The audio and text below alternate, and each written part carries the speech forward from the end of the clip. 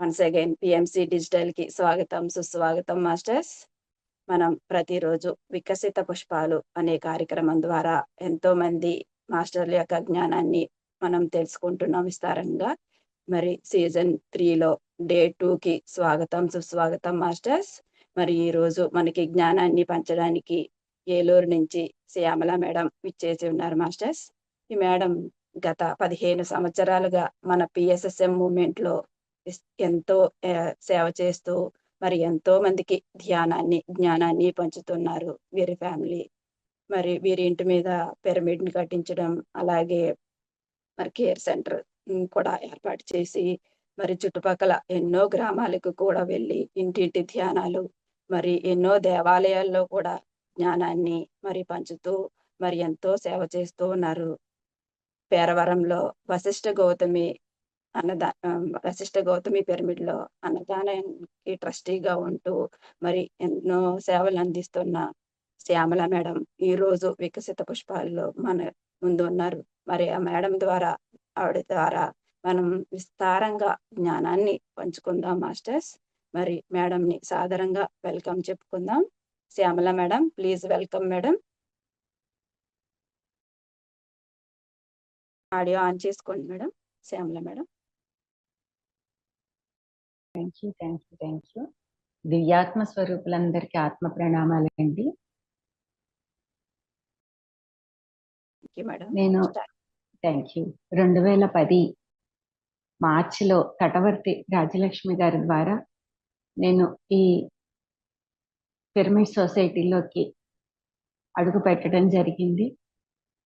తర్వాత ఏలూరులోనే ఉంటున్నటువంటి రాధా మేడం గారి ద్వారా ఎంతో జ్ఞానాన్ని పొందటం, అలాగే ఎర్నేన్ ప్రసాదరావు గారి ఇంట్లో క్లాసులు నిర్వహించేవారు. ఆయన అక్కడ ఆ క్లాసులకి ప్రతి క్లాస్కి అటెండ్ అవ్వటం, ఇవన్నీ చేస్తూ అనుకోకుండా పత్రి సార్ ఒకసారి వస్తుంటే ఆయన ద్వారా మాది షాప్స్ ఉన్నాయన్నమాట. ఆ షాప్స్ కింద ప్రతి బోర్డు కింద శ్వాస మీద ధ్యాస అన్న బోర్డులు రాయించి కింద పెట్టడం ద్వారా పత్రి సార్కి దారి పొడుగుతూ ఆయన్ని చూపించుకుంటూ రావటం, ఆయన మా ఇంట్లో కేర్ సెంటర్ని ఓపెన్ చేయటం చేశారనమాట. ఆ విధంగా వచ్చిన సంవత్సరం లోపలే ఇంట్లో కేర్ సెంటర్ని ఏర్పాటు చేసుకోవడం, క్లాసులు మంత్లీ క్లాసెస్ నిర్వహించటం, తర్వాత పౌర్ణమి ధ్యానాలు, తర్వాత ఇప్పుడు అమావాస్య ధ్యానాలు, ఈ విధంగా కార్యక్రమాలు జరుగుతున్నాయి.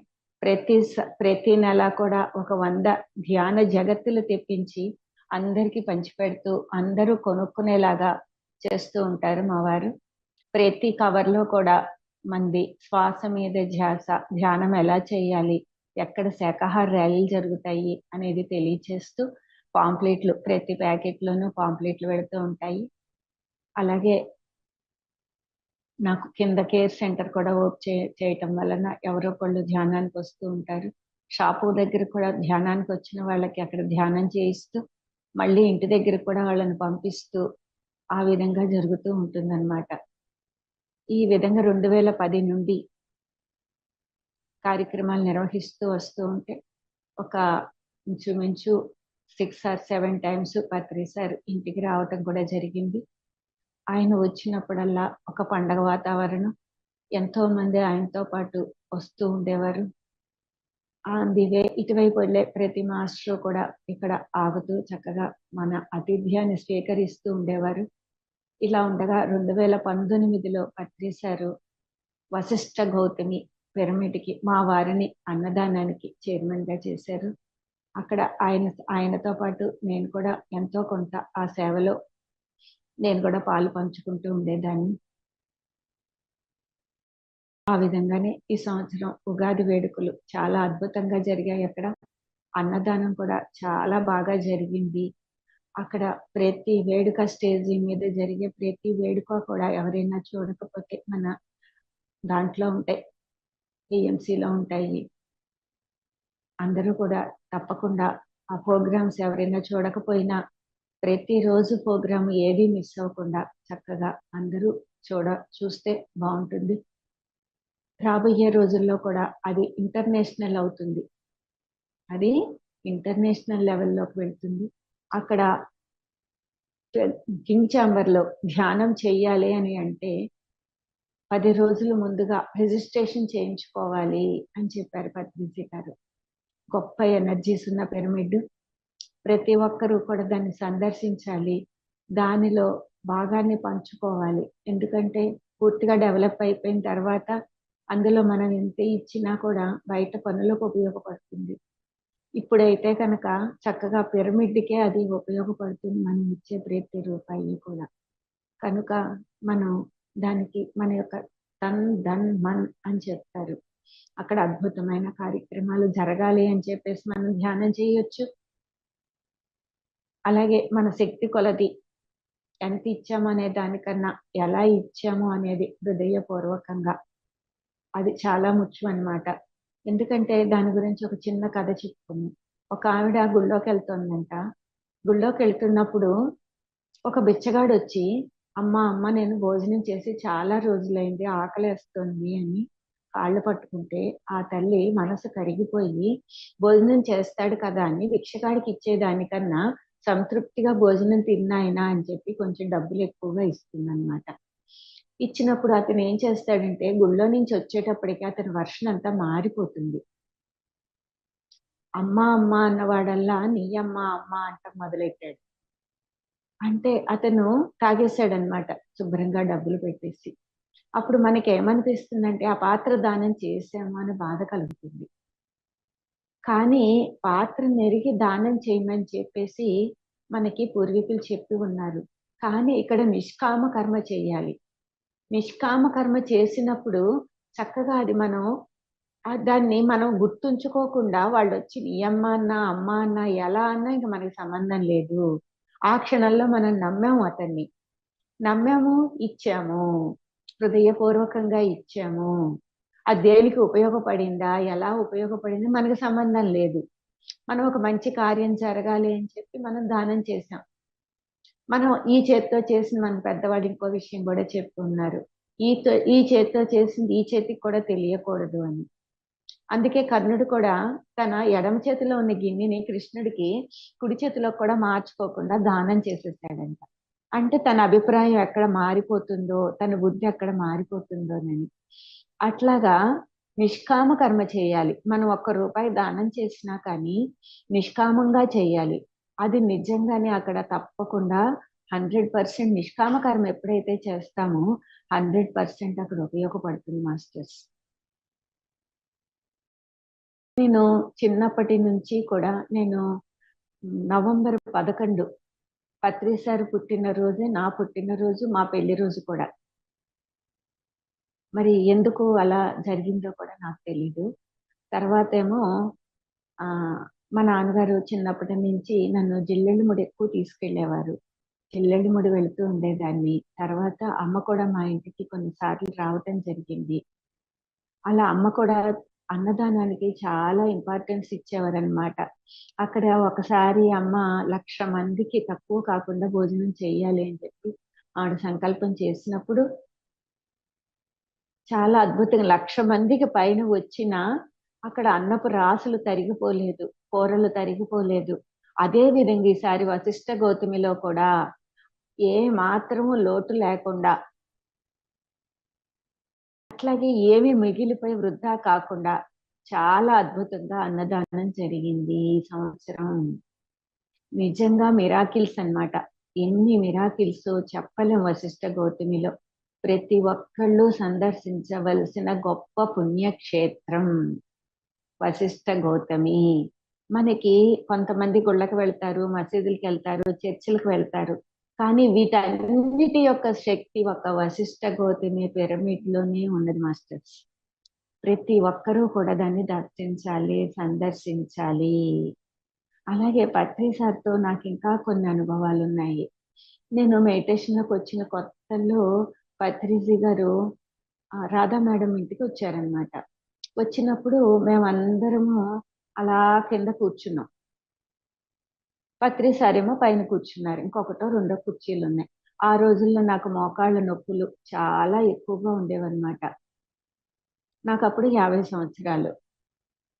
ఆ వయసులో నాకు చాలా మోకాళ్ళ నొప్పులు ఉండేవి, కింద కూర్చోలేకపోయేదాన్ని. కానీ అందరూ కింద కూర్చోవడం వలన పైన కూర్చుంటే బాగోదు అన్న ఉద్దేశంతో నేను కూడా కొంచెం ఇబ్బందిగా కిందే కూర్చున్నాను. అంతమందిలో కూడా పత్రి సారు, "మేడం మీరు లేచి పైన కూర్చోండి" అని అన్నారు. ఒక గురువు నిజంగానే నాకు చాలా ఆశ్చర్యం అనిపించింది. ఎందుకంటే ఒక గురువు ప్రతి ఒక్కరి వైపు ఇలా కళ్ళు విప్పి అలా సారించినప్పుడు ఆయన ఎవరిలో ఏమున్నది వాళ్ళ అంతరంగాన్ని ఆయన గ్రహించగలరు. పత్రిజీ గారు వారి యొక్క అంతరంగాన్ని, మనకి కూడా అర్థం కాని అంతరంగాన్ని ఆయన దర్శించగలరు. కనుక పత్రిజీ గారు మామూలు మనిషి కాదు, ఒక మహాశక్తి. అది నేను అనుభూతి చెందాను ఎన్నో విషయాలలో. ఒకసారి మా ఇంటికి వచ్చినప్పుడు ఏం జరిగింది అంటే, పొయ్యి మీద నుంచి అప్పుడే టిఫిన్ చేశారు పత్రిజీ గారు. పెసరట్లు వేశామన్నమాట. అది అయిన తర్వాత పొయ్యి మీద నుంచి పాలు ఇలా దింపుతుంటే, అది దింపుతుంటే కరెక్ట్‌గా అదే క్షణంలో కాఫీ కలుపుదామని, మేడం కాఫీ అంటూ వంటగదిలోకి వచ్చారన్నమాట పత్రిజీ గారు. సడెన్‌గా కంగారుగా అనిపించి ఆ గిన్నె వదిలేశానన్నమాట. పాలన్నీ చేతి నిండా పడిపోయినాయి. కప్పులోకి పోద్దాం కప్పో చేత్తో పట్టుకున్నాను కదా! ఆ కప్పు మీద కప్పులో కాకుండా కప్పు పక్కన పడిపోయి మొత్తం గిన్నె వదిలేయటంతో ఎడమ చెయ్యంతా బాగా పాలతో నిండిపోయిందన్నమాట. అయితే ఆ సమయంలో గబగబా చేయి కడిగేసుకొని అది క్లీన్ చేసేసి మళ్ళీ పత్రిజీ గారి పాలు పెట్టేసి ఇచ్చేసాను. ఇచ్చేసినప్పుడు నాకసలు ఏమాత్రం స్పృహ లేదు. తర్వాత నాకు అర్థమైంది. ఏంటంటే పత్రిజీ గారు సమక్షంలో పడింది. లేదంటే ఆ టైంకి నాకు చెయ్యంతా బొబ్బలెక్కుండేది. ఏమీ రాసుకోలేదు నేను. ఊరికే కడిగేసుకున్నాను. నా పనిలో పడిపోయాను. అసలు నాకు ఏమాత్రం కొంచెం కూడా చెయ్యి కాలలేదు. ఇదే విషయాన్ని నేను పత్రిజీ గారికి చెప్పినప్పుడు ఆయన చప్పట్లు కొట్టి, "అవును మేడం" అన్నారు తప్ప ఇంకా వివరణ ఇవ్వలేదు నాకు. చాలా మిరాకిల్ అన్నమాట నా విషయంలో అది. నేను స్పష్టంగా నేను నా కళ్ళతో నా అనుభవపూర్వకంగా పొందిన అనుభవం అన్నమాట అది. చేతి నిండా మరుగుతున్న పాలు, జస్ట్ మరిగిపోయిన పాలు చేతి మీద పడ్డప్పుడు బొబ్బలెక్కకుండా ఎలా ఉంటుంది? కనీసం ఏ ఆయింట్‌మెంటు రాయలేదు. ఎలాంటి ట్రీట్‌మెంటు తీసుకోలేదు. చాలా హడావిడిగా కూడా ఉన్నాము. అలా ఉన్నప్పుడు అస్సలు ఏమాత్రం బొబ్బలన్నది లేకుండా అసలు అతి మామూలుగా తిరిగేశాననమాట. నిజంగా చాలా గొప్ప మిరాకిల్ అన్నమాట అది. చాలా అద్భుతం అన్నమాట. ఇలాంటివే పత్రి సార్ తోటి జర్నీ చాలా అద్భుతంగా జరిగేది. ఎక్కడికి వెళ్ళినా చక్కగా దూరం నుంచే చూసి, "మేడం రండి, కూర్చోండి" అని అంటూ ఉండేవారు. ఒకసారి లైన్‌లో నించుంటే బెంగుళూరు వెళ్ళినప్పుడు చూసి పత్రి సారు ఆహ్, ఆహ్, వీఐపీ సెక్షన్‌కి పంపించారన్నమాట. లైన్‌లో నించుంటే అక్కడ ఉన్నట్టుగా కూడా నేను చూడలేదు. పత్రి సార్ కబుర్చేస్తున్నారు అన్నారు. గబగబా ఎళ్ళానన్నమాట.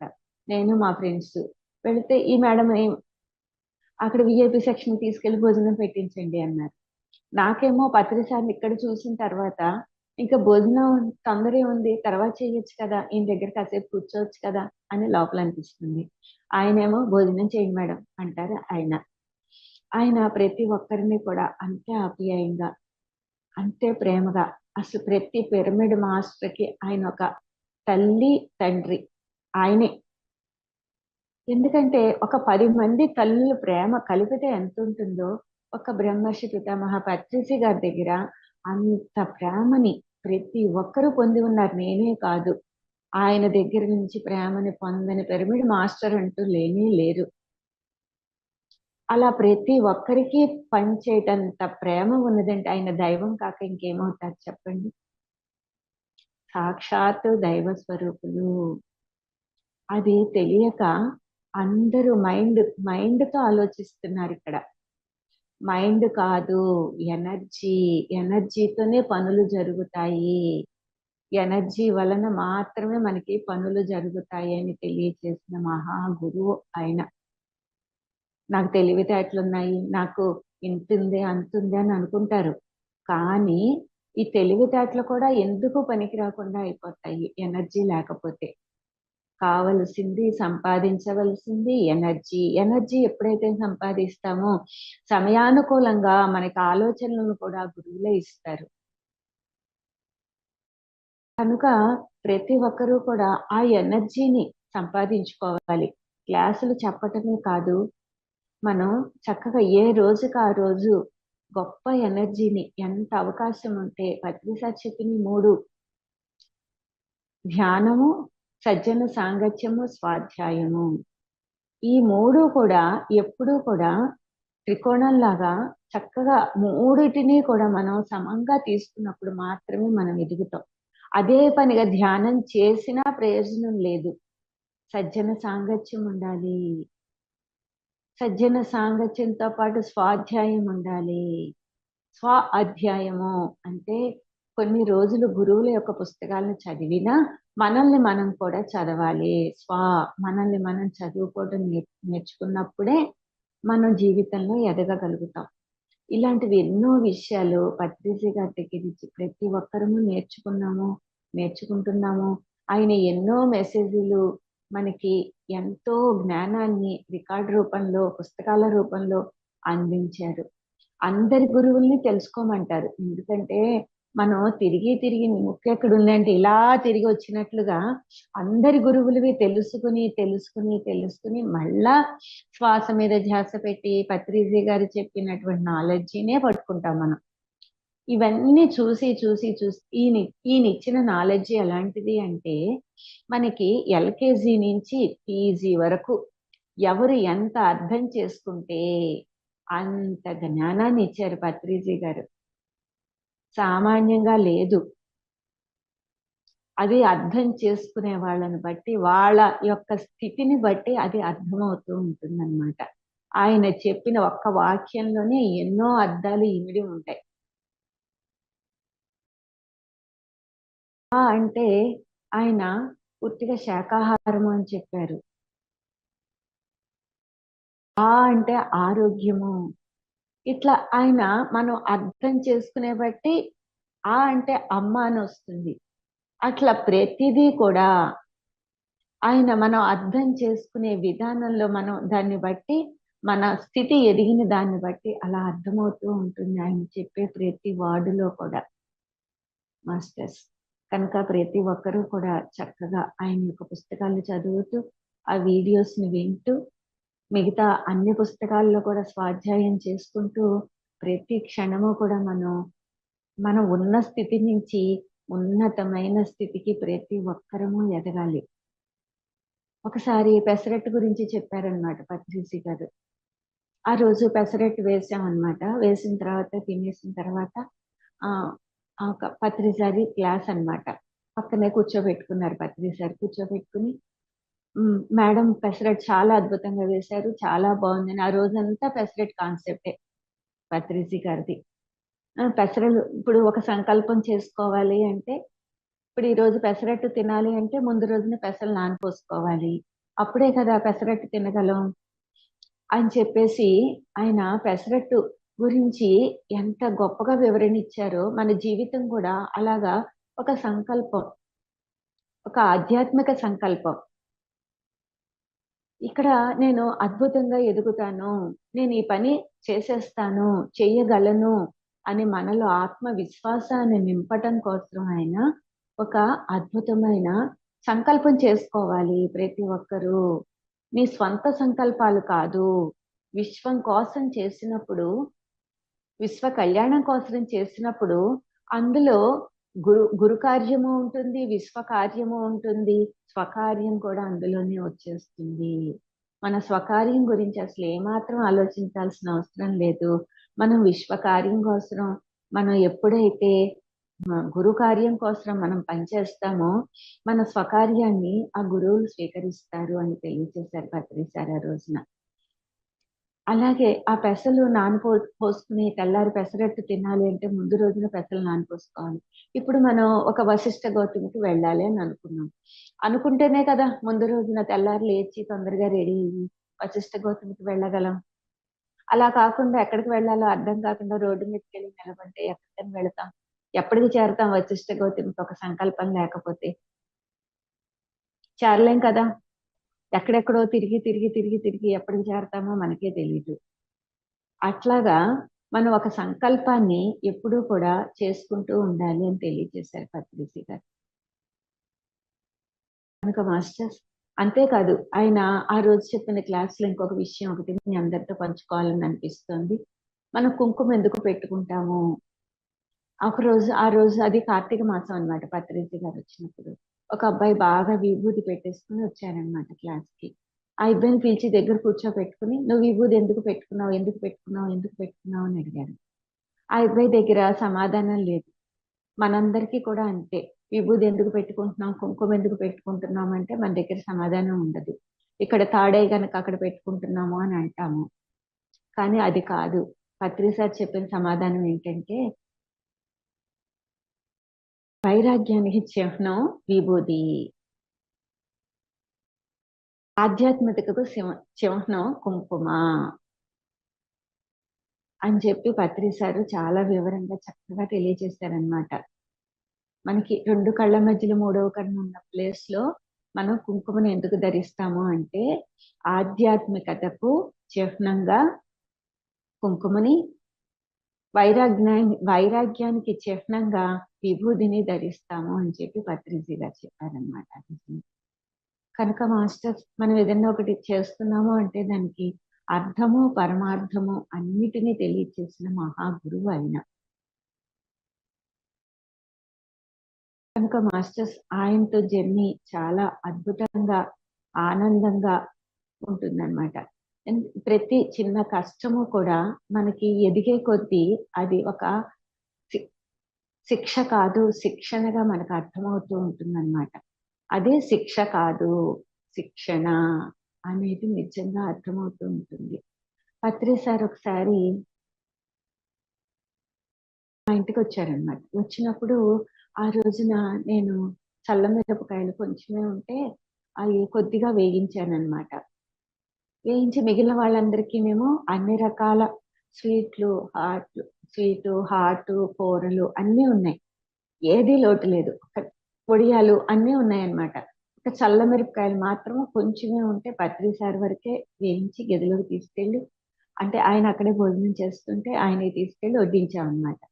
వడ్డించినప్పుడు ఇంకా ఏవి అడగల, చల్ల మిరపకాయలు చాలా బాగున్నాయి మేడం, ఎవరు పెట్టారు అంటే నేనే అన్నాను. చాలా అద్భుతంగా ఉన్నాయి మేడం, అందరికీ వేశారా, అందరికీ వేశారా అని నొక్కి నొక్కి అడుగుతారు. అందరికీ వేశారా అన్నప్పుడు అందరికీ వెయ్యింది అదొక్కటే. ఏం సమాధానం చెప్పాలో తెలీదు. ఆయన మరి చూసారా, నేను కొద్దిగా అట్టు పెట్టుకున్నాను నా మనవరాల కోసం అని చెప్పి. అంటే అక్కడ నేనేం చేశాను అనేది ఆయనకి అర్థమైపోయి నొక్కి నొక్కి నొక్కి ప్రశ్నించారు.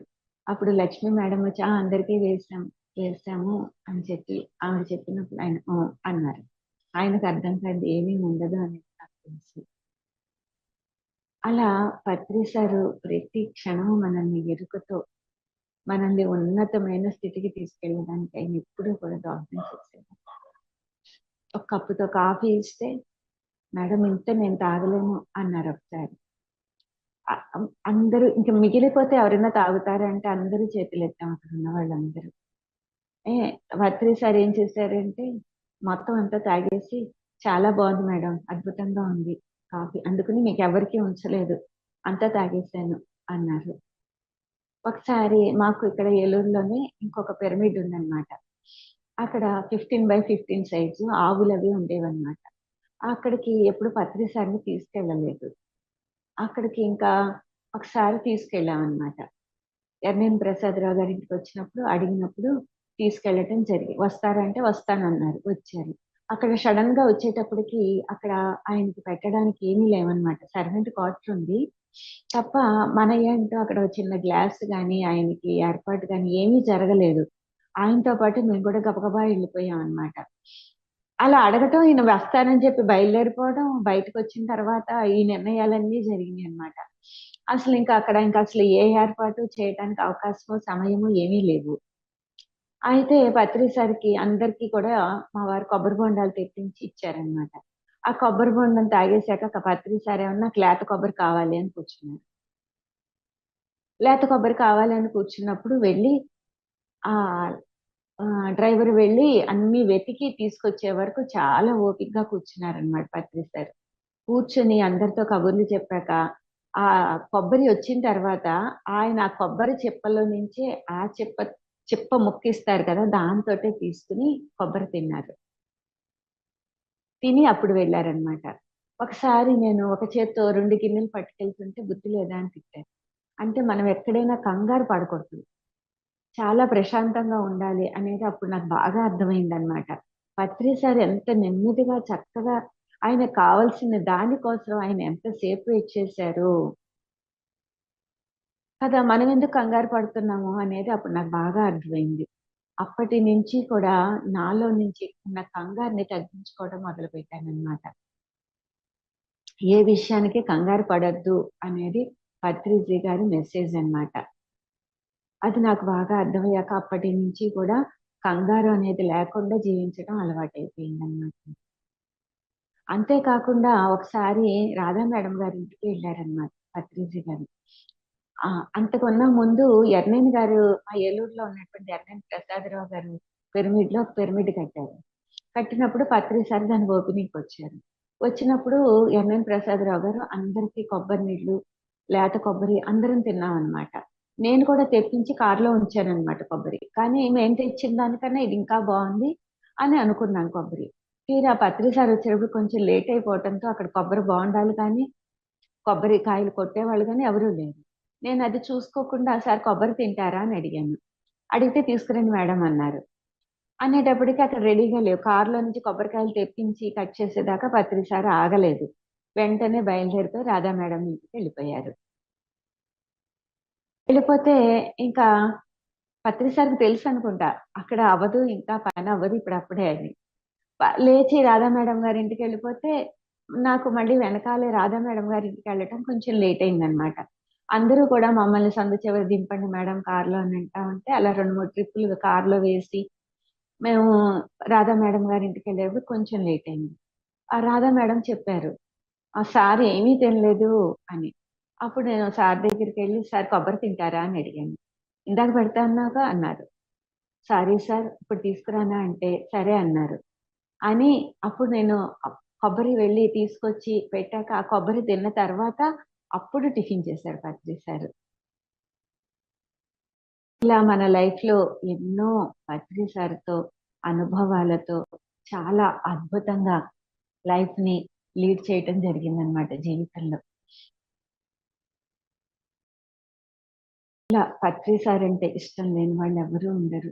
ఆయన 2019లో వశిష్ఠ గౌతమి బాధ్యతలు అప్పచెప్పిన దగ్గర నుంచి అక్కడ ఆ పిరమిడ్ అవ్వటానికి, చేయటానికి ఎన్నో ధ్యానాలు, 40 డేస్ ధ్యానాలు, ఎంతో గురువుల సాంగత్యం, ఎంతో మంది పిరమిడ్ మాస్టర్ల పరిచయాలు, వచ్చిన ప్రతి ఒక్కళ్ళు కూడా అమ్మ, అమ్మ అంటూ ఎంతో ప్రేమను చూపించేవారు.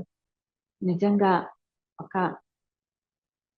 తల్లికి ఎంత ప్రేమ ఉంటుందో, సొంత బిడ్డల మీద ఎలా ఉంటుందో, ప్రతి ఒక్కరి మీద ఆ ప్రేమ ఎంతో పెరిగిపోయిందనమాట. అది మన వీటన్నిటికి మూలం ఎవరు అంటే, అన్నిటికీ మూలం పత్రిజీ గారే.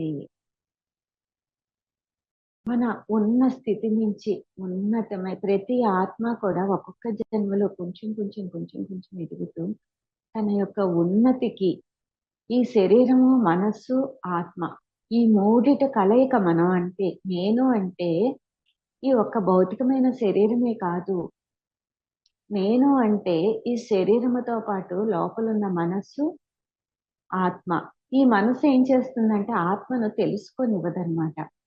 ఆత్మ, ఆత్మ మాత్రం మనస్సుని, శరీరాన్ని అన్నిటిని ప్రేమిస్తూనే ఉంటుంది.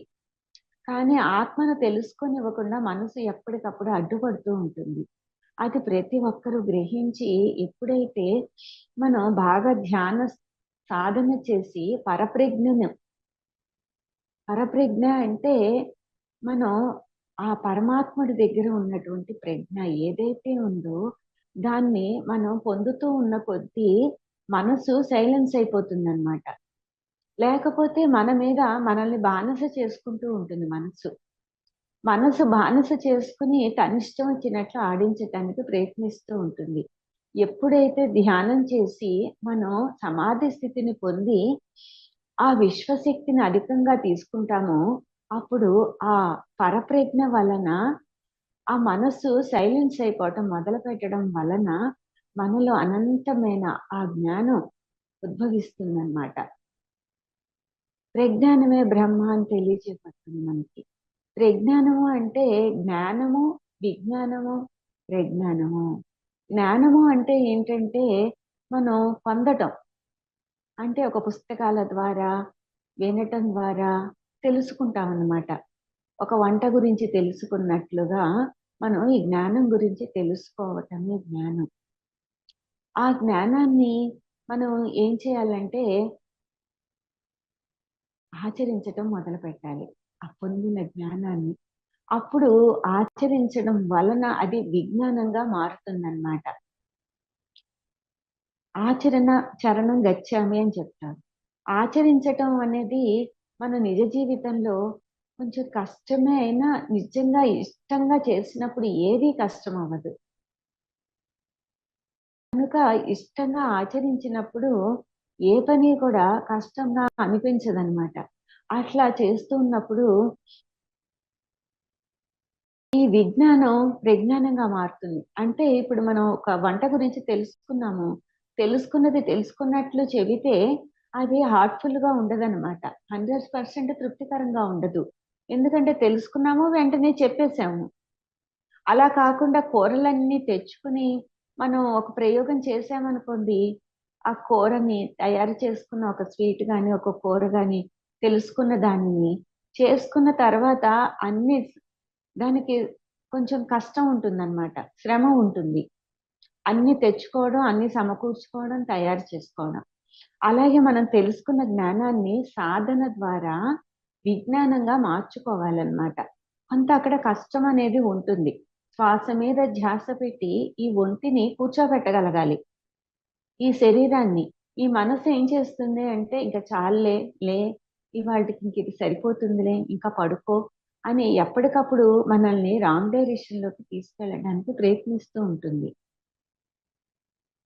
ఒక అతను ఒక అడవిని దాటాలని చెప్పేసి అతను అక్కడికి వస్తాడనమాట. అడవి దగ్గరికి వచ్చేటప్పటికి చీకటి పడిపోతుంది. బాబోయ్! నేను ఈ అడవిని ఎలా దాటాలి అని అతను కంగారొచ్చేస్తుందనమాట. కంగారొచ్చేటప్పటికి ఒక లాంతరన్నా తెచ్చుకోకపోయానే అని బాధపడతాడు అతను. అప్పుడు వెనకాల ఇంకో అతను వస్తాడు. వస్తే అతని వెలుగులో ఇతను ప్రయాణం సాగిస్తాడు. హమ్మయ్య! నేను లాంతర్ తెచ్చుకోకపోయినా బానే ఉంది. అతను నడుస్తా ఉంటే నేను కూడా ఆ వెలుగులోనే నడుస్తున్నాను అని చెప్పేసి అతను ఆ అడవిని దాటడానికి సగం దూరం వరకు అతని లైటింగ్‌లోనే ఇతను కూడా ప్రయాణం చేస్తాడు. మనకి గురువు మన చిన్న పిల్లలప్పుడు పిల్లల్ని ఎలా అయితే వేలు పట్టుకొని నడిపిస్తామో, గురువు అలాగా కొంతవరకు మనకి మార్గాన్ని చూపిస్తాడు. తర్వాత దారులు వేరైపోతాయి. అతను వెళ్ళాల్సిన గమ్యం వేరు, ఇతను వెళ్ళాల్సిన గమ్యం వేరు అడవి మార్గంలో. అతని మార్గం వేరయ్యేటప్పటికి అతను వేరే రూట్‌లో వెళ్ళిపోతాడు. ఇతనికి అక్కడి నుంచి లైట్ లేదు. అదే స్వయంగా తన లైట్‌ను, తన లాంతర్‌ని తను తెచ్చుకుంటే అందుకే అప్పో దీపో భవ. ఎవరి దీపాన్ని వాళ్ళే వెలిగించుకోవాలి అని చెప్పారు పత్రిజీ గారు. ఉద్ధరేదాత్మ ఆత్మానం. నీ దీపాన్ని నువ్వే వెలిగించుకో అని తెలియచేశారనమాట ఆయన. మనల్ని మనమే ఉద్ధరించుకోవాలి. ఎవరు వచ్చి ఉద్ధరించరు. కనుక అప్పుడు అతను విపరీతంగా బాధపడతాడనమాట. అయ్యో! అలక్ష్యం చేశాను నేను. ఇంటి దగ్గర నుంచి ఒక లాంతర్‌ని తెచ్చుకొని ఉండవలసింది అని. కొంతవరకే జరిగింది ఆ ప్రయాణం. పూర్తిగా గమ్యం చేరటానికి అతను ఇబ్బంది పడిపోయాడు. కనుక మాస్టర్స్ ప్రతి ఒక్కరూ కూడా ఎవరికి వాళ్ళు ఎవరు ధ్యానం చేస్తే వీళ్ళకి రాదు. కనుక ధ్యానం చెయ్యాలి. అప్పుడు ధ్యానం చెప్పాలి. అంతే తప్ప మనం ప్రచారం చేస్తున్నాం కదా అని ధ్యానాన్ని అలక్ష్యం చేయకూడదన్నమాట. ధ్యానం చెయ్యాలి. అప్పుడు ధ్యానం చెప్పాలి. అప్పుడు మన సబ్జెక్ట్ కూడా మారిపోతూ మనం ఎదుగుతూ ఉంటాం అన్నమాట. మనకి తెలియదు మాస్టర్స్. మన నిర్ణయాలన్నీ ఒకలా ఉంటాయి. ఆ దైవ నిర్ణయాలన్నీ ఇంకోలా ఉంటాయి. ఆ దైవం ఎలా ఉంటుంది అంటే మనం చేసే ప్రతి పని కూడా అక్కడ రికార్డ్ చేయబడుతుంది. మన ప్రతి భావన మనకి లావర్స్ చెప్తాడు. నీ ప్రతి భావన నీ ఆలోచనగా మారుతుంది. ప్రతి ఆలోచన కూడా నీ వాక్కుగా మారుతుంది. నీ ప్రతి వాక్కు కూడా నీ చేతలవుతాయి. నీ ప్రతి చేతలన్నీ కూడా నీ భవిష్యత్ అవుతుంది అని. అంటే ఇక్కడ భవిష్యత్ ఎక్కడున్నది? మన యొక్క ఆలోచనలో ఉన్నది. మన యొక్క భావాల్లో ఉన్నది. యద్భావం తద్భవతి అంటే అదే. మన భావాన్ని మార్చుకుంటే మన భవం మారిపోతుంది. కనుక ఆయన ఏది చెప్పినా నిజంగా దాని లోతుల్లోకి వెళ్ళి అర్థం చేసుకుంటూ ఉంటే చాలా అద్భుతంగా ఉంటుందన్నమాట. అలాగే ఇప్పుడు ఒక ఇద్దరు కలిసి స్నేహితులు ఇద్దరు కలిసి వెళుతూ ఉంటే చీకటి పడిందని చెప్పేసి ఆ రోజు రాత్రికి ఒక గుడిలో తలదాచుకుంటారనమాట. అప్పుడు విపరీతమైన వర్షం వస్తూ ఉంటుందన్నమాట. ఆ సమయంలో ఇంకొక అతను వచ్చి నేను మీతో చేరవచ్చునా అని అడుగుతాడు. అంటే రండి పర్వాలేదు మాతో పాటు తలదాచుకుందరు కానీ మీరు కూడా అని అంటారు. అప్పుడు ముగ్గురు ఆ గుడిలో ఆ రోజు రాత్రికి తలదాచుకుంటారు. తలదాచుకున్నప్పుడు ఆ మొదట వచ్చిన ఇద్దరి దగ్గర వాళ్ళ ఆహారాన్ని కూడా తీసుకుని వచ్చారనమాట. ఒకళ్ళ దగ్గర 3 రొట్టెలు, ఒకళ్ళ దగ్గర 5 రొట్టెలు ఉంటాయి. అయితే ఈ మూడో అతని దగ్గర ఏ ఆహారమో లేదనమాట. అప్పుడు ముగ్గురు కలిసి పంచుకోవాలి అనుకున్నారు. 8 రొట్టెలు కదా సమానంగా పంచుకోవాలి అంటే ఒక్కొక్క రొట్టెని 3 భాగాలు చేసుకుని పంచుకుందామా అంటే ముగ్గురు ఓకే అంటే ఓకే అనుకున్నారు. సరే అంటే సరే అనుకున్నారు. అప్పుడు ఒక్కొక్క రొట్టెను 3 భాగాలు చేసి పంచుకుంటారనమాట. పంచుకున్నప్పుడు ఆ రొట్టె 3 భాగాలు చేయడం జరిగింది కదా! అలా 8 రొట్టెల్ని చేసినప్పుడు 24 ముక్కలయ్యాయి. ఒక్కొక్కళ్ళకి 8 ముక్కలు చొప్పున ఆ రొట్టెని తిన్నారన్నమాట. తినేసిన తర్వాత ఆ రోజు రాత్రికి అక్కడే విశ్రమించి తెల్లారి ఉదయం అక్కడి నుంచి లేచి ఎవరి దారిన వాళ్ళు వెళ్ళడానికి వీళ్ళు అప్పటి వరకు నిష్కామ కర్మే చేశారు.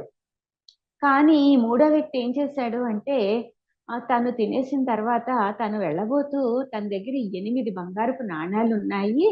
వీటిని మీరిద్దరూ సమానంగా పంచుకోండి అని అక్కడ పెట్టేసి వెళ్ళిపోతాడు. అప్పటిదాకా వీళ్ళిద్దరూ నిష్కామంగా ఉన్నవాళ్ళు ఏం చేస్తారంటే గొడవ పడడం మొదలెడతారు. ఆశ మొదలైందనమాట. ఇద్దరు చెరసగం పంచుకుందాము అంటాడు ఒకతను. రెండో అతను అంటాడు కాదు నీయి 3 రొట్టెలు నాయి 5 రొట్టెలు నువ్వు 3 తీసుకో నేను 5 తీసుకుంటాను అంటాడు. ఇంకా వాళ్ళిద్దరి మధ్యలో తగువు తెగదనమాట. అప్పుడు ఆ రోజు అది వాళ్ళిద్దరు కలిసి ఏం చేస్తారంటే ఆ గ్రామాధికారి దగ్గరికి వెళ్తారు.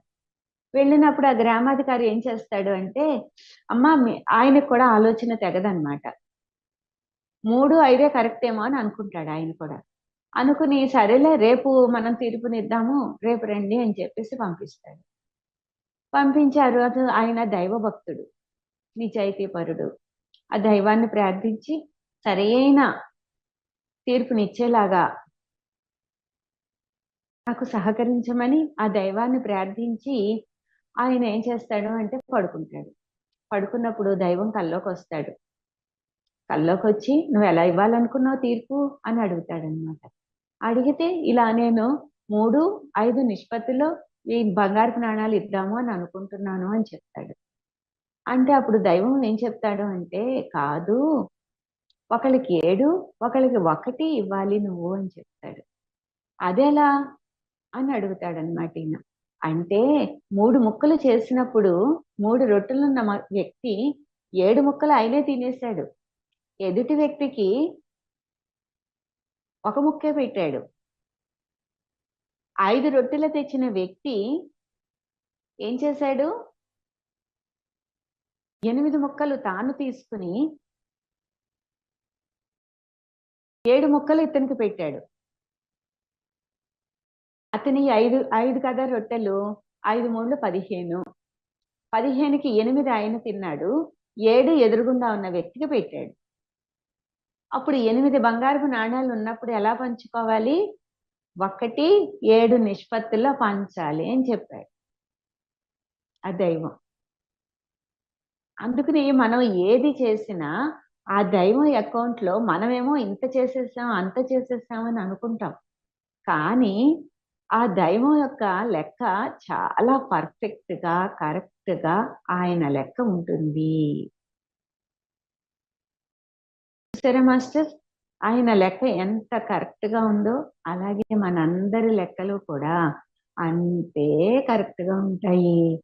ఒక్క ఇంత పిసరు కూడా అటు ఇటు అవ్వదన్నమాట. కనుక మన భావన కాదు, అందుకే నిష్కామ కర్మ చెయ్యాలి. ఏదొస్తే అది వస్తే రాని, పోతే పోని, ఉంటే ఉండని అని పత్రి సారు ఎంత అద్భుతమైన మెసేజీలు ఇచ్చారో. చూసే చూపును బట్టి చూడబడేది ఉంటుందని. ఆయనతో జర్నీ అన్నది చాలా అద్భుతంగా జరిగింది మాస్టర్.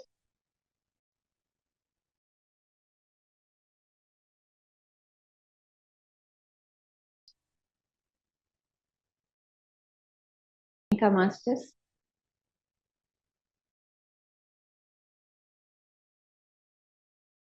మేడం. మేడం సార్తో మీ యొక్క అనుభవాలు చాలా ఎంతో అద్భుతంగా ఉన్నాయి మేడం. మీరు ఇంకా ఎన్నో ఆధ్యాత్మిక సంస్థల్లో కూడా చిన్నప్పటి నుంచి కూడా మీ ఫ్యామిలీ కూడా ఎంతో ఆధ్యాత్మికంగా ఉండేదని చెప్పేవారు కదా మేడం, దాని గురించి కూడా. Okay madam. నేను నా జననం ఎప్పుడంటే 1959లో జరిగిందనమాట. ఆ తర్వాత మా నాన్నగారు ఏంటంటే, మేము 5గురం పిల్లలం అనమాట. 3 అమ్మాయిలు 2 అబ్బాయిలు. అయితే మా నాన్నగారు ఇంట్లో ప్రతి సంవత్సరం కూడా దసరా పండుగ చేసేవారు. ఆ దసరా పండుగ ఎలా చేసేవారు అంటే, అమ్మవారిది పెద్ద ఫోటో పెట్టి దానికి పెద్ద పెద్ద దండలు వేసి కుంకుమ పూజ చేసేవారు. ఉదయము రాత్రికి 2 పూట్ల కుంకుమ పూజ చేసేవారు. చేసి నైవేద్యాలు అన్నమాట, చాలా రకాల నైవేద్యాలు చేసేవారు. అమ్మ 3 గంటలకి లేచి అవన్నీ తయారు చేసేది. పులిహారలు, బొబ్బట్లు, అప్పాలు, ఇట్లా రకరకాల స్వీట్లు అన్నమాట. అన్ని తయారు చేసేది అమ్మ. చాలా చేసేదన్నమాట. తర్వాత కొట్టిన కొబ్బరికాయలు, వడపప్పు, పానకం. అప్పట్లో అమ్మ ఏంటంటే పెసరపప్పు, మనం ఇప్పుడైతే పెసరపప్పు నీళ్ళల్లో పోసేస్తాం. కానీ మా అమ్మగారు పొట్టుపప్పు పోసి ఆ పొట్టంతా కడిగి పెసరపప్పు అలా అయితే చాలా బాగుంటుందంట తినడానికి. అందుకని అలా పెసరపప్పు రెడీ చేసేవారు.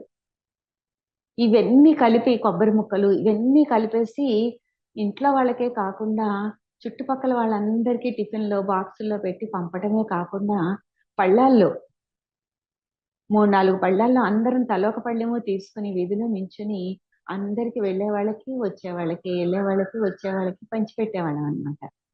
అందరూ కూడా రెడీగా ఉండేవారు. పండగ వచ్చింది అంటే ఆ 9 రోజులు కూడా ఆ ప్రసాదం వీళ్ళు ఎప్పుడు వస్తారా బయటికి, ఎప్పుడు ప్రసాదం ఈ రోజులంటే ఈ రోజులు అలా లేవు. ఎవరైనా పెడుతున్నారు అంటే తీసుకోవడానికి సందేహించే రోజులు వచ్చాయి ఇప్పుడు. ఆ రోజులు వీళ్ళు ఎప్పుడు ప్రసాదం పెడతారా, ఎప్పుడు తీసుకుందామా అని పెద్దవాళ్ళు పిల్లలు అందరూ లైన్ కట్టి వచ్చేసేవారనమాట. ఆ ప్రసాదాన్ని అలా పంచిపెట్టేవాళ్ళం అనమాట అందరం.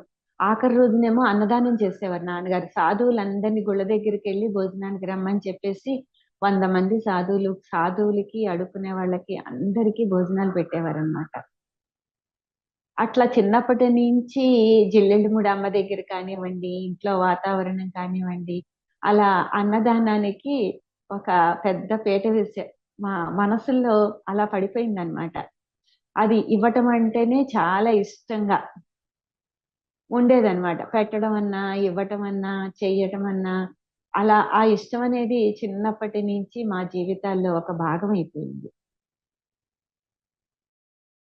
ఆ విధంగా జిల్లెళ్ళముడి అమ్మ దగ్గర సాంగత్యం. నన్ను జిల్లెళ్ళముడిలోనే మా నాన్నగారు పెళ్లి కూతుర్ని అక్కడే చేయించారు. అమ్మే చేశారనమాట. కళ్యాణం బొట్టది పెట్టి ఆవిడే పట్టు చీరనిచ్చి ఆవిడ సమక్షంలోనే అన్ని కార్యక్రమాలు. మా ఇంట్లో మా తమ్ముడికి ఒడుగు, చెల్లెళ్ళని పెళ్లి కూతుర్ని చేయడం, అట్లా చాలా కార్యక్రమాలు జిల్లెళ్ళముడిలో అమ్మ సమక్షంలో చేయించడం జరిగింది.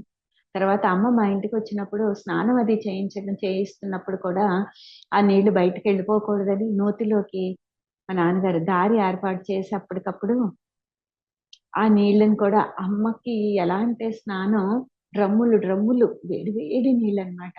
అసలు ఒళ్ళు కాలిపోతుంది, మనకైతే ఒళ్ళు బొబ్బలెక్కిపోతుంది అనమాట. అన్ని నీళ్లు స్నానం చేయించేవారు. అసలు ఎన్ని డ్రమ్ములే అనమాట, పెద్ద పెద్ద డ్రమ్ములు చిన్న చిన్న బిందెలతో తీసుకెళ్లి పోసేసేవారు. ఆవిడ శరీరం ఎంత సున్నితంగా ఉంటుందంటే, శుచి మెత్తంగా ఒక పసిబిడ్డ ఒళ్ళు మనం ముట్టుకుంటే ఎలా మెత్తగా తగులుతుందో అంత మెత్తటి సున్నితంగా ఉంటుంది. మళ్ళా చూడటానికి అంత మెత్తగా ఉంటుంది, తెల్లగా. అసలు ఎంత అద్భుతమో నిజంగా. మనకైతే అన్ని నీళ్లు మనకి ఎవరైనా స్నానం చేయించారంటే నీరసం వచ్చి పడుకుని పోతాం. అంత వేడి వేడి నీళ్ళు అనమాట, కాలిపోయే నీళ్లు డ్రమ్ములతో కాసి అలా పోసేవారనమాట ఆవిడికి. అలా ఆవిడకి ఆ రోజుల్లో పాద పూజలు అనమాట. ఇంకా సాయంత్రం అయ్యేటప్పటికి పాద పూజ ఏర్పాటు. పాద పూజ అయిపోయిన తర్వాత మాకు 2 గేట్లు ఉండే అనమాట. ఒక గేట్లు జనం సందు చివరి దాకా లైన్ పెట్టేవారు అమ్మని చూడటానికి. లైన్ పెడితే ఒక గేట్లో నుంచి రావటం, ఇంకో గేట్లో నుంచి వెళ్ళటం అన్నట్టుండేది. అప్పుడు కూడా ఇంట్లో వచ్చిన వాళ్ళందరికీ భోజనాలు ఉండేవి. జిల్లెడు ముడమ్మతో వచ్చిన వాళ్ళందరికీ వంట వాళ్ళు రావటం, వంటలు చేయటం. ఆ రోజుల నుంచి కూడా అమ్మ కూడా ఏంటంటే బయట నుంచి కూడా సామాన్లు తెప్పించేవారు కాదు. ప్రతిసారి ఏం కొంటామని చెప్పేసి పెద్ద పెద్ద గుండిగలు, గిన్నెలు, వడ్డన పళ్ళాలు అన్నీ కొనేసేదన్నమాట. అలాగా అప్పటి నుంచి కూడా మాది పూర్తి శాకాహార కుటుంబం. జనం పుట్టిన దగ్గర నుంచి కూడా. అందుకని ఆ ఇబ్బంది కూడా ఎప్పుడు మా ఫ్యామిలీలో నాకెప్పుడు అది ఎదురవ్వలేదు. ఇక్కడికి వచ్చిన తర్వాత కూడా అత్తగారింట్లో కూడా పూర్తిగా జాయింట్ ఫ్యామిలీ. మావయ్య గారు అన్నదమ్ములు అందరూ కలిసి ఉండేవారు. రోజు ఒక 40 మంది కంచాలు లేచేవి ఇంట్లోనే. వంట మనిషి ఉండేది, పీటలు ఉండేవి, చుట్టూ పెద్ద వంటగది ఉండేదన్నమాట. ఆ వంటగదిలో వెనకాల ఆనుకోవడానికి ఓ పీట, కూర్చోడానికి ఓ పీట, వెండి పువ్వులు వేసిన పీటలు అట్లా ఉండేవి అన్నమాట. వెండి కంచాల్లోనే తింటూ ఉండేవారు.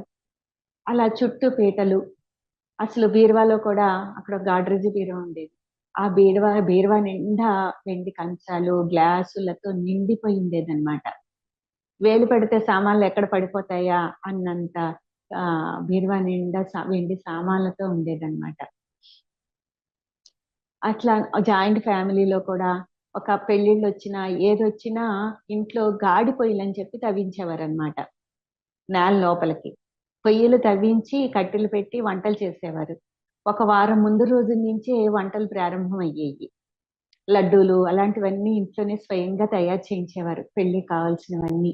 మళ్ళా చారు పెట్టడానికి కావాల్సినవి, చేయాల్సినవి వంటలన్నీ కూడా ఇంట్లోనే తయారు చేసేవారు. మేము ఎలా ఉండేదంటే అసలు నిత్యము కూడా నిత్య కళ్యాణం పచ్చతోరణం అన్నట్టు ఒక 40 మంది వరకు ఇంట్లోనే ఉండేవారేమో. చాలా అదొక సందడి కింద ఎప్పుడు జోక్స్ చేసుకుంటూ, కబుర్లు చెప్పుకుంటూ ఒక అంతమందితో, అంటే పెద్ద అత్తగారు, చిన్న అత్తగారులు, ఇంకా మా అత్తగారి కన్నా చిన్న అత్తగారులు అనమాట. మా అత్తగారు 2 అనమాట.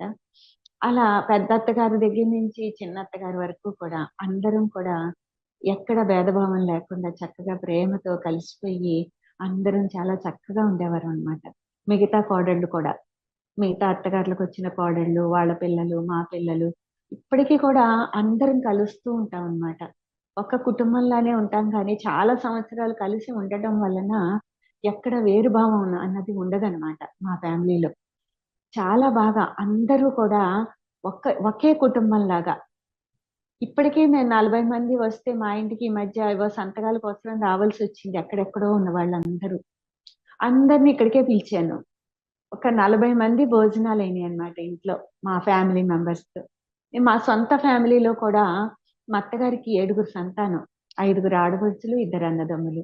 ఇంకా వాళ్ళ పిల్లలు, వాళ్ళు అందరూ, మా పెద్ద ఆడపడుచుకి మనవలు కూడా వచ్చేసారు. వాళ్ళ మనవలు అందరూ వస్తే కనుక మా ఇంట్లో ఎలా ఉంటుందంటే మా ఫ్యామిలీ వరకు కూడా చాలా గొప్పగా ఉంటుందన్నమాట. 50 మంది అయిపోతారన్నమాట సొంత ఫ్యామిలీలోనే. అలాగే ఇప్పుడు మా కూతురికి కూడా మ్యారేజ్ అయిందనమాట. మనవడు కానీ అందరూ అన్నమాట. ఇంకా అందరూ వస్తే ఇంట్లో చాలా అద్భుతంగా, సందడిగా, అద్భుతంగా ఉంటుంది.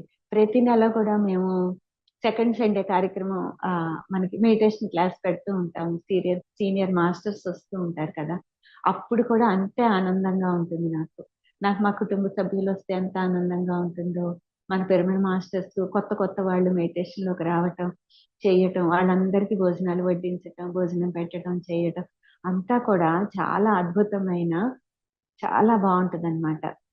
అందరితో కలిసి ఉంటే కలదు సుఖం అన్నట్లు చాలా చాలా అద్భుతంగా ఉంటుంది.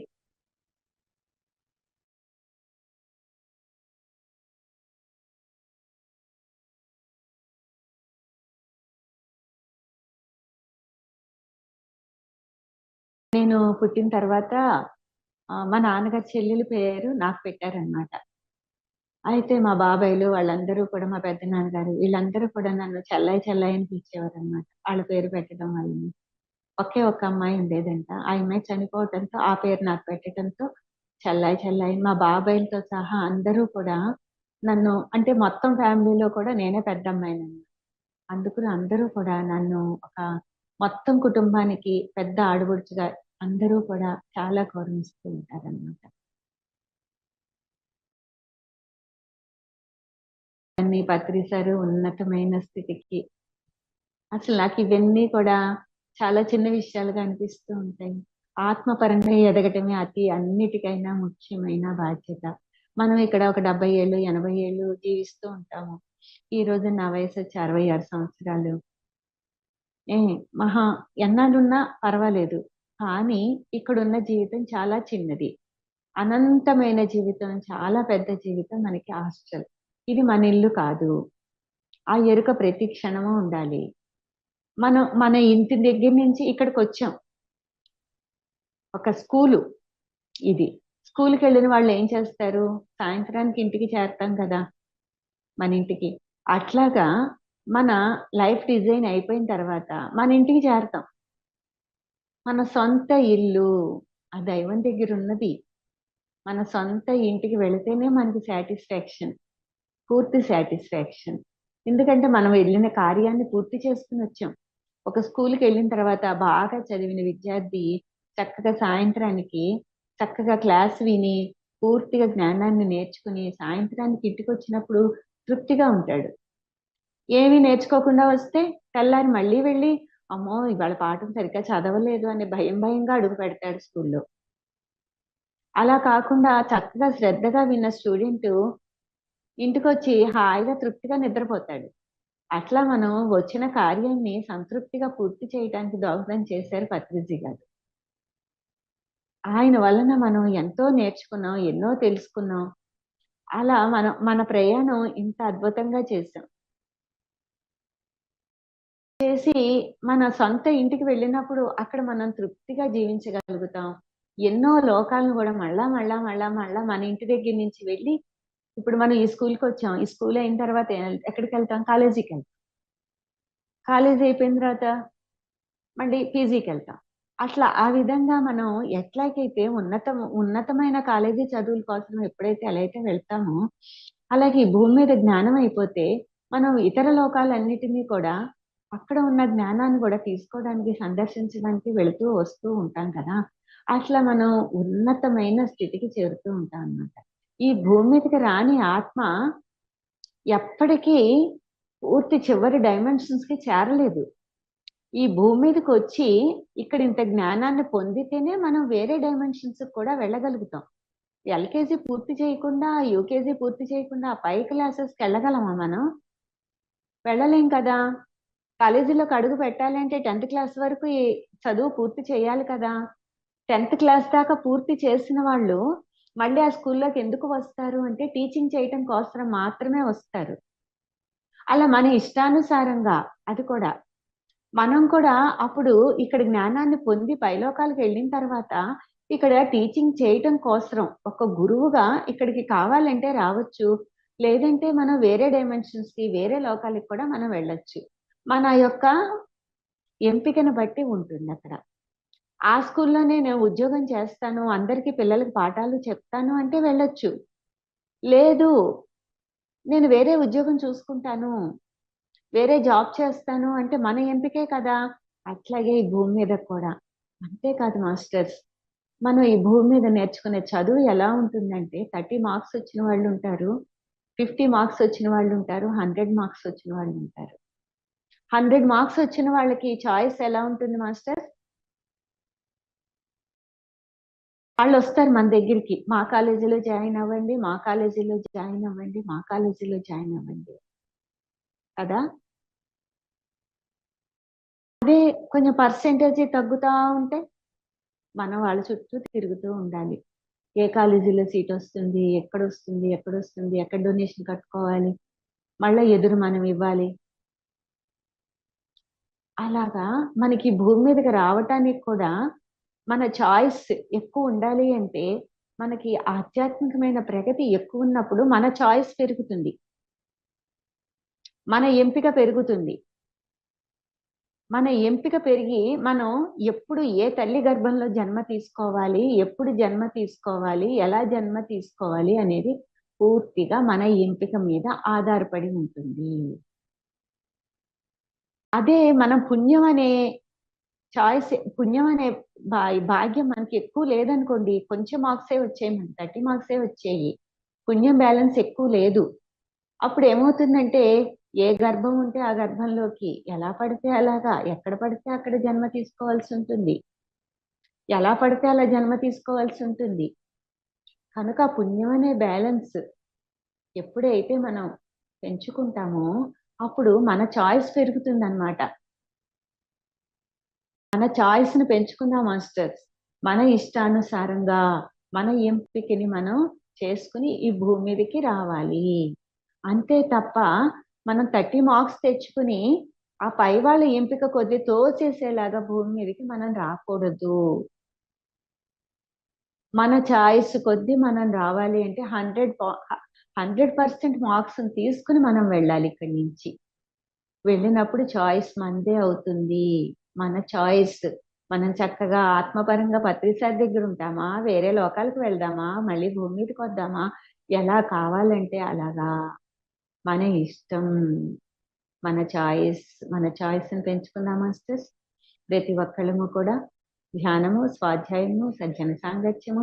మా ఏలూరులో ప్రతి ఆదివారము కూడా శాకాహార ర్యాలీలు జరుగుతాయి.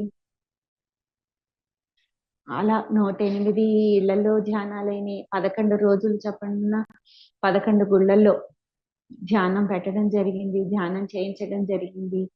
వాళ్ళు చాలా గుళ్ళల్లో కూడా నేను 11 రోజులు పెడితే కుర్చీలు లేని వాళ్ళు కుర్చీలు కొనుక్కున్నారు డబ్బులేసుకుని.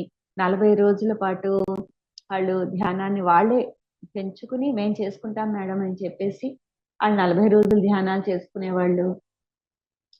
చాలా చాలా అద్భుతంగా మనం ఒక్క అడుగు వేస్తే మాస్టర్స్ 10 అడుగులు వేసి మనం మిగతా 9 అడుగులు వాళ్ళు నడిపిస్తారు మాస్టర్స్. మన సంకల్పం బలంగా ఉండాలి, బలంగా ఉండాలి. అంతే, ఇంకేమీ అవసరం లేదు. సత్యమేవ జయతే, సత్యంతో జీవించాలి, సత్యంతో ఉండాలి, సత్యాన్ని పట్టుకోవాలి మాస్టర్స్. మనం ఎంత ధ్యానం చేసినా ఒక్క సత్యం మాట్లాడేటప్పటికి అదంతా పోతుంది. మనం సంపాదించుకోవడం ఒక ఎత్తు అయితే, ఆ సంపాదించిన పుణ్యాన్ని, ఎనర్జీని మనం వేస్ట్ కాకుండా ఉండాలి. అందుకే పత్రి సార్ ఎప్పుడు చెప్తారు మౌనం, మౌనం, మౌనం అని. మన మాట ద్వారా, చూపు ద్వారా, మన చేతల ద్వారా మన ఎనర్జీని వృధా కాకుండా వాటి ద్వారా కూడా సంపాదించుకునేలాగా ఎప్పుడైతే సత్యాన్ని మాట్లాడతామో మనం ఎనర్జీని పొందుతాం.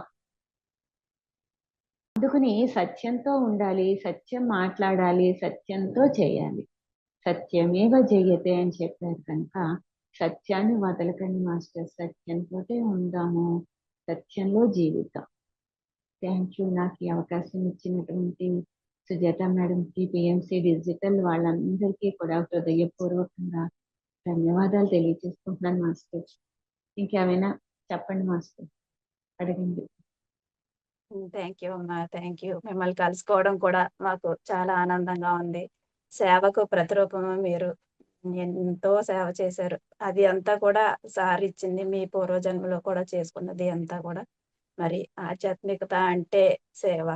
మరి పత్రిజీతో మీ యొక్క ప్రయాణాన్ని, మీరు చేస్తున్న కార్యక్రమాల గురించి మాకు చక్కగా వివరించారు. మీరు చెప్పడం వల్ల కూడా మేమింకా ఎదుగు ఎదగడం జరుగుతుంది మేడం. చాలా అద్భుతంగా ఉంది మీ యొక్క ప్రయాణం.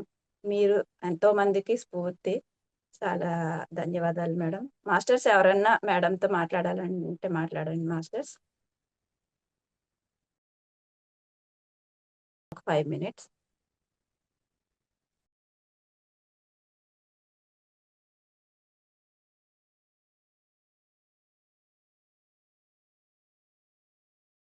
Okay madam. అందరూ కూడా చాలా అద్భుతంగా ఎవరికి ఏ క్వెషన్స్ లేనట్టున్నాయి. అంటే మీరు చెప్పేది ప్రతీదీ కూడా ఎంతో జ్ఞానం ఉంది. అది ఆచరిస్తే చాలు. మీరు చెప్పింది ఆచరిస్తే చాలు. అంత అద్భుతంగా ఉంది madam. Thank you madam. Thank మా యూ. పిఎంసి థ్యాంక్ డిజిటల్‌కి ఇచ్చేసి మీరు మాకు జ్ఞానాన్ని అందించినందుకు పిఎంసి డిజిటల్ తరపున ప్రత్యేకంగా మీకు ధన్యవాదాలు, కృతజ్ఞతలు తెలియజేసుకుంటున్నాం మేడం. Thank you madam. నా థ్యాంక్ యూ. నాకు ఈ అవకాశం ఇచ్చిన ఆత్మస్వరూపులందరికీ జూమ్లో ఉన్న ప్రతి ఒక్కరికి కూడా హృదయపూర్వకంగా ధన్యవాదాలు తెలియజేసుకుంటున్నాను. Thank you, thank you, thank you. Thank you madam. Thank you masters.